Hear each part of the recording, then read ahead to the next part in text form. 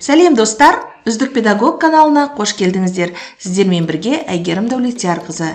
Сұрақ көп, мақсат дөп. Бүгінгі мақсат дайын шаблондарға тестті қалай қондыра салуға болады деген сұрақ. Мінекей мынандай тест. Ұлы Отан соғысы қашан басталды?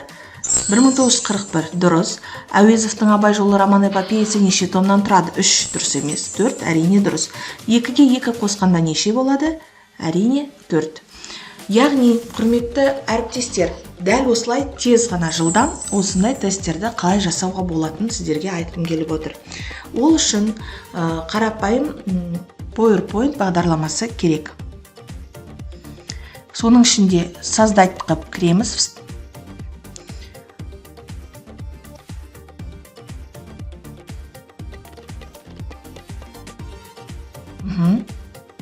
Образование.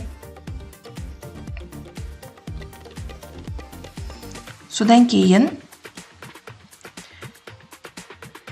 таңдайсыздар. Тест по русскому языку дегенді алсақ, сол шаблон бізге жақсы келеді. Таңдадық.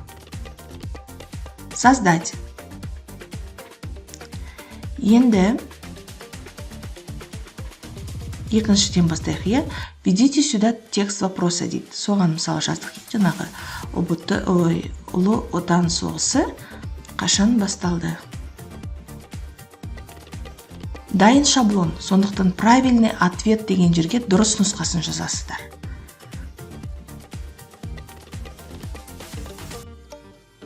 Неправильный ответ дегенге қате нұсқа жазылады.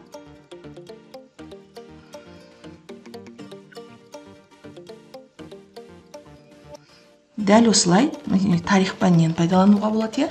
Енді сұрақты әдебиеттен қойып, әдебиет сабағына пайдалануға болады. Жалпы тест сұрақтарын ұйымдастыру кезінде де, сабақты қорытқанда да, негізгі бөлім барысында да, үй тапсырмасын тексергенде де пайдалануға болады.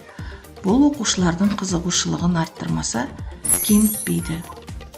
Мінекей осылайша тестті оп-оңай дайындап алуға болады. Сау болыңыздар!